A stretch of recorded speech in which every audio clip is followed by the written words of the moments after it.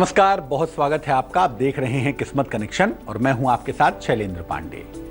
दीपावली के दिए अभी भी टिमटिमा रहे हैं, किसी के मन में, किसी के घर में और किसी के दिल दिमाग में।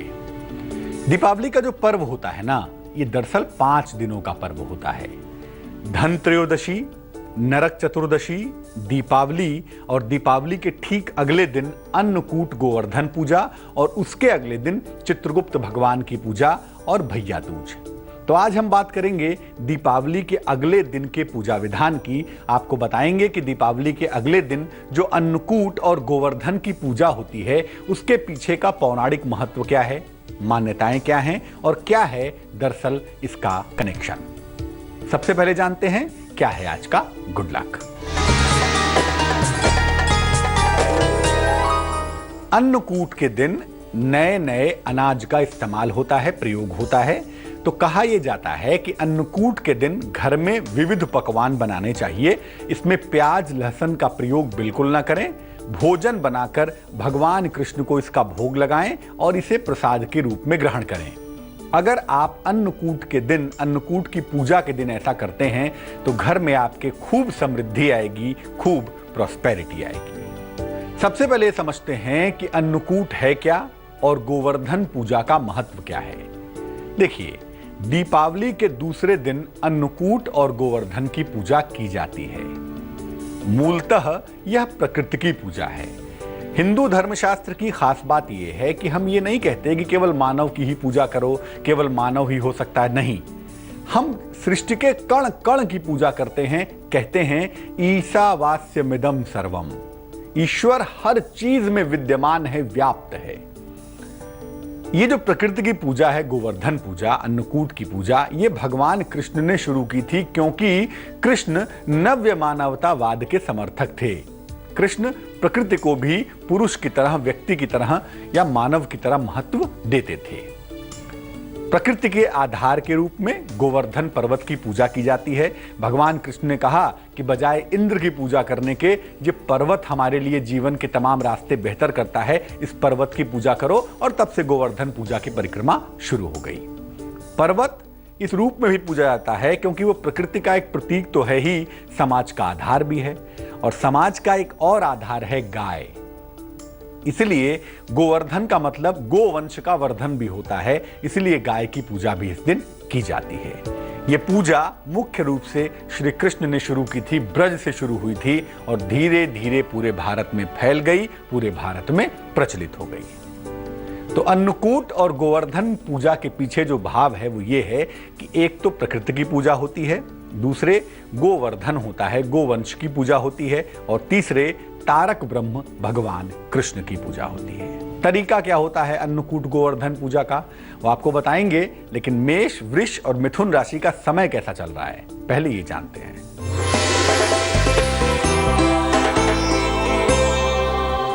मेष राशि, परिवार में खुशहाली आने की संभावना दिखती है। संतान पक्ष से आपको सुख की प्राप्ति अवश्य होगी। संपत्ति का अर्जन होता हुआ भी दिख रहा है।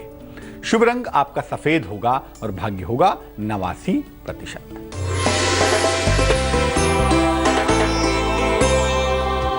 वृषभ राशि, संतान प्राप्ति के योग बनते हैं। कारोबार में लाभ होगा। नई संपत्ति आप खरीद सकते हैं। शुभ रंग धानी होगा और भाग्य होगा 81%। मिथुन राशि, वाणी पर नियंत्रण बनाए रखें, बेहतर होगा आपके लिए। लंबी यात्रा के योग भी बन पा रहे हैं और मुकदमों में सफलता मिलती हुई भी दिख पा रही है। जिस रंग का इस्तेमाल करके आपको फायदा ज्यादा होगा वो शुभ रंग होगा क्रीम और भाग्य आपका साथ निभाएगा 74%। अब ये जानते हैं कि अन्नकूट की पूजा किस तरह से, किस प्रकार की जाती है। वेद कहते हैं अन्नकूट के दिन वरुण, इंद्र और अग्नि की पूजा की जाती है।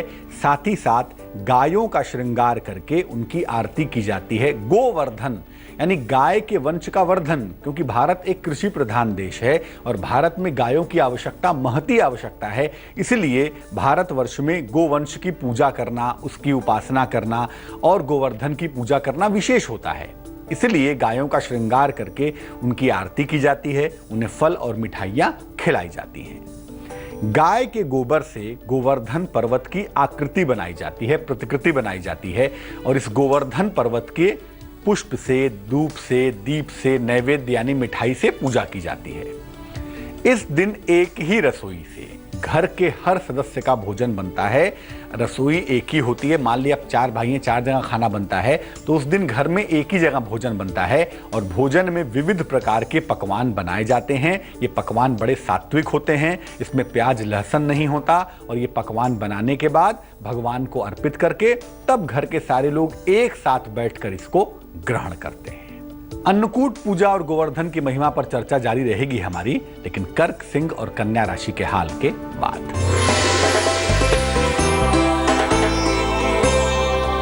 कर्क राशि, वाद विवाद से आपको बचना है।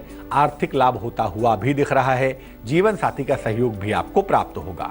शुभ रंग आपका मरून होगा और भाग्य होगा 69%।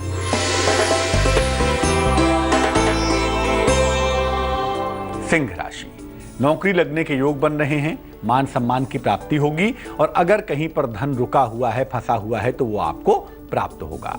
शुभ रंग आपका लाल है और भाग्य है आपके पास 88%।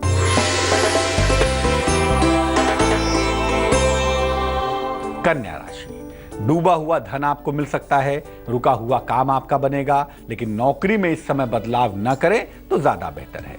शुभ रंग आपका बैगनी होगा और भाग्य होगा 63%। अब ये जानते हैं कि गोवर्धन पूजा करेंगे कैसे, तरीका क्या है। प्रातः काल दोपहर के पहले शरीर पर तेल लगाकर, तेल मलकर स्नान करिए। इसके बाद घर के मुख्य द्वार पर, मेन दरवाजे पर गाय के गोबर से गोवर्धन की आकृति बनाइए। गोबर का ही छोटा सा गोवर्धन पर्वत बनाइए। पास में ग्वाल, बाल, पेड़ पौधों की आकृति लोग बनाते हैं, आप भी बना लीजिए। इसके बीचों बीच में भगवान कृष्ण की मूर्ति रख दें या उनका चित्र रख दें। इसके बाद भगवान कृष्ण, ग्वाल बाले और गोवर्धन पर्वत का षोडशोपचार पूजन करें। 16 तरह की चीजों से जब हम पूजा करते हैं तो इसको षोडशोपचार पूजन कहते हैं। 16 तरह की चीजें ना भी हों तो तुलसी के पत्ते से ही भगवान कृष्ण की उपासना कर लें। पकवान और पंचामृत का भोग लगाएं। गोवर्धन पूजा की कथा सुने। कथा क्या है? इंद्र की पूजा भगवान कृष्ण ने बंद करा दी और कहा कि भाई ये पर्वत है, इसकी पूजा करो। गोवर्धन पर्वत हमारे ब्रज की रक्षा भी करता है, ब्रज को जल भी देता है, क्यों इंद्र की पूजा करते हो? तो जब ग्वाल बालों ने, गोवर्धन के लोगों ने, ब्रज के लोगों ने गोवर्धन की पूजा शुरू की, इंद्र बड़े कुपित हुए और इंद्र ने जल बरसाना शुरू कर दिया। वृष्टि, चारों तरफ पानी ही पानी हो गया। उस जल से रक्षा करने के लिए कृष्ण ने गोवर्धन पर्वत को अपनी छोटी उंगली पर उठा लिया। इसीलिए कृष्ण को गोवर्धन धारी भी कहते हैं।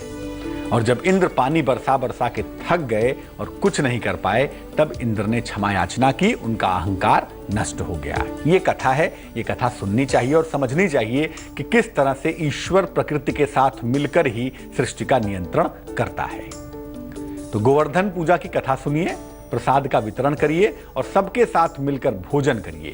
ये एक ऐसी पूजा है जो समाज को एक करती है, हमारे और प्रकृति के संबंध को मजबूत करती है और साथ में कृष्ण का आशीर्वाद तो जुड़ा हुआ है ही। इस पूजा को करने से घर में समृद्धि आती है। कम से कम जीवन में अन्न का, जल का, भोजन, वस्त्र का अभाव नहीं होता। बात करेंगे गोवर्धन पूजा के विशेष प्रयोग के बारे में। इस दिन कौन से विशेष प्रयोग करेंगे, लेकिन पहले जानते हैं आपके सवाल का जवाब। हमें मेल लिखा है शिवांगी गोयल ने, सिकंदराबाद उत्तर प्रदेश से लिखती हैं।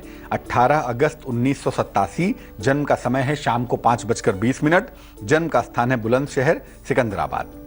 ये लिख रही हैं कि इनको बहुत स्वास्थ्य की समस्याएं रहती हैं। स्वास्थ्य ज़्यादातर खराब रहता है इनका, जिसकी वजह से बहुत चिड़चिड़ी हो गई हैं, बहुत इरिटेट हो जाती हैं। क्या करना चाहिए? शिवांगी, सबसे पहले बता दूं, आपकी कुंडली में केंद्र स्थान बहुत कमजोर हैं, तो जो इम्यूनिटी ऑफ द बॉडी है, जो अंदर से ताकत मिलती है, वो काफी वीक दिखाई देती है। इसी वजह से आप बीमार रहती हैं। लेकिन कोई घबराने की आवश्यकता इसलिए नहीं है क्योंकि कोई गंभीर बीमारी आपको होगी ऐसा लगता नहीं, तो आप चिंता तो बिल्कुल मत करिए। पहली बात यह है कि आप एक नियम बना लें, सुबह उठें, स्नान करके भगवान सूर्य को जल चढ़ाएं। सुबह और शाम दोनों समय शाम को स्नान कर सकें बड़ी अच्छी बात है, वरना हाथ पैर धोकर ही सुबह शाम दोनों समय गायत्री मंत्र का जप करिए, 108 बार सुबह, 108 बार शाम को। पहली बात। दूसरी बात यह है कि आप एक मोती बनवा लीजिए, 12-14 रत्ती की मोती, लेकिन आप सोने में पहनेंगी, चांदी में नहीं। सोने में ये मोती पहनेंगी 12-14 रत्ती की, दाहिने हाथ की छोटी उंगली में, सोमवार की रात्रि को आप धारण करें। ऐसा करने से आपका मन अच्छा होगा, आपके स्वास्थ्य की समस्याएं दूर होंगी, आपका जो चिड़चिड़ापन है ये बहुत हद तक दूर हो जाएगा, स्वस्थ हो जाएंगे आप, चिंता बिल्कुल मत करिए। अब जानते हैं गोवर्धन पूजा के विशेष प्रयोग क्या हैं। अगर संतान की प्राप्ति नहीं हो पा रही है तो दीपावली के दूसरे दिन यानी अन्नकूट गोवर्धन पूजा के दिन आप संतान प्राप्ति के लिए उपाय कर सकते हैं या कर सकती हैं। क्या करेंगे? दूध, दही, शहद, शक्कर और घी, इनसे पंचामृत बनाइए। इसमें गंगा जल और तुलसी दल मिलाइए। भगवान कृष्ण को शंख में भरकर पंचामृत अर्पित करिए। सफेद रंग का शंख, उसमें पंचामृत भर दीजिए, भगवान कृष्ण के सामने रख दीजिए और अगर कोई धातु की मूर्ति है तो उससे स्नान करा दीजिए कृष्ण भगवान को। इसके बाद एक मंत्र है, भगवान कृष्ण का मूल मंत्र है, बेसिक मंत्र है, क्लीं कृष्ण क्लीं, क्लीं कृष्ण क्लीं। इस मंत्र का 11 माला जप करेंगे। एक माला का मतलब 108 बार होता है। 11 माला इस मंत्र का जप करिए, 11 गुणे 108 बार, और उसके बाद पंचामृत ग्रहण करिए। आपकी जो मनोकामना है संतान प्राप्ति की वो अवश्य ही पूरी होगी। और ये प्रयोग अगर पति पत्नी एक साथ करें तो विशेष फायदा होगा। सारी जिम्मेदारी पत्नी की ही नहीं है कि पत्नी खाली प्रयोग करेंगी, पतिदेव खाली प्रसाद खाएंगे, नहीं, दोनों प्रयोग करेंगे और दोनों अगर एक साथ प्रयोग करेंगे तो इसके फायदे ज्यादा होंगे। गोवर्धन पूजा के दूसरे प्रयोग पर भी बात करेंगे, लेकिन तुला, वृश्चिक और धनु राशि के राशिफल को जानने के बाद।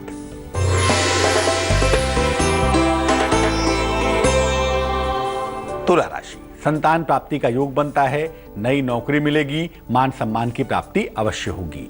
शुभ रंग आपका सुनहरा दिखाई देता है और भाग्य आपके पास रहेगा 88%।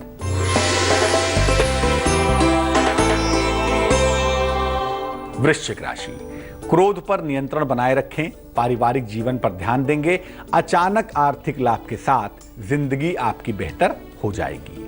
शुभ रंग आपका भूरा होगा और भाग्य होगा आपके पास 91%।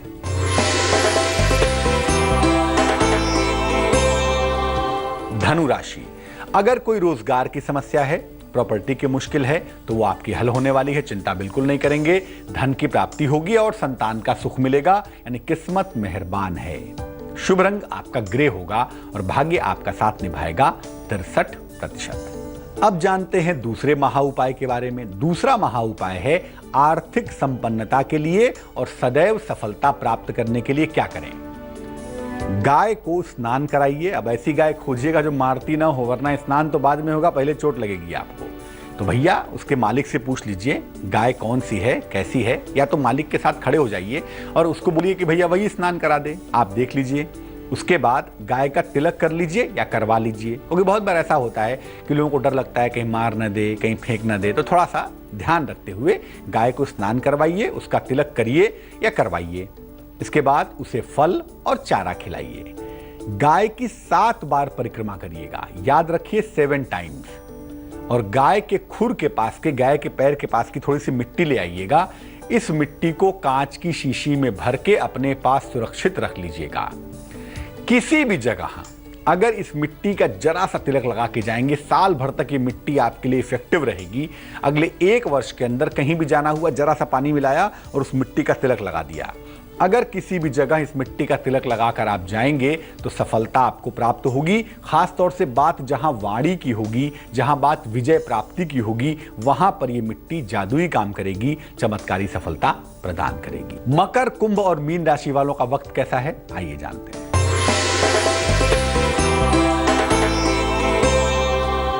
मकर राशि, हड्डियों की समस्या पर बहुत ध्यान देंगे। वैवाहिक संबंधों में मुश्किलें आ सकती हैं, लापरवाही बिल्कुल नहीं करेंगे। रुका हुआ धन आपको मिल सकता है। शुभ रंग जिसका इस्तेमाल होगा वो होगा लाल और भाग्य होगा 73%।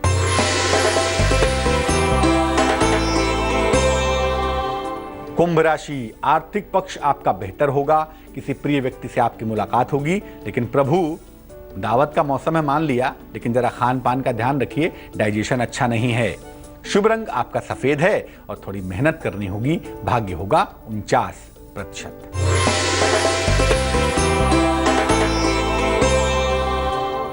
मीन राशि, वाणी पर नियंत्रण बनाए रखेंगे, संपत्ति की समस्या हल होगी, स्थान परिवर्तन के योग बन पा रहे हैं। शुभ रंग आपका ग्रे होगा और भाग्य काफी प्रबल होगा। भाग्य आपका साथ निभाएगा 89%। तो अन्नकूट के दिन रसोई एक हो, ढेर सारे पकवान हो, भगवान कृष्ण की कृपा हो और गोवर्धन पर्वत का आशीर्वाद हो, यकीनन आपके जीवन में समृद्धि बरसेगी और कृष्ण की कृपा मिल जाए तो जीवन संवर जाएगा।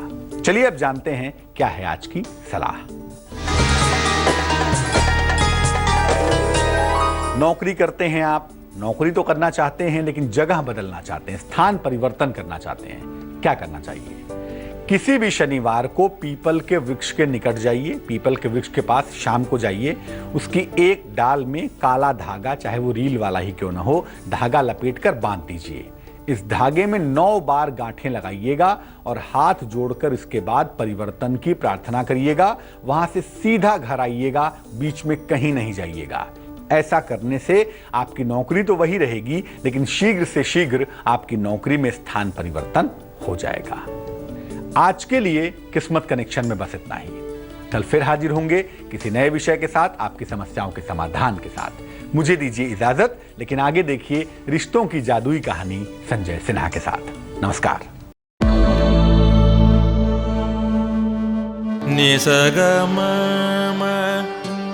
मनि पमग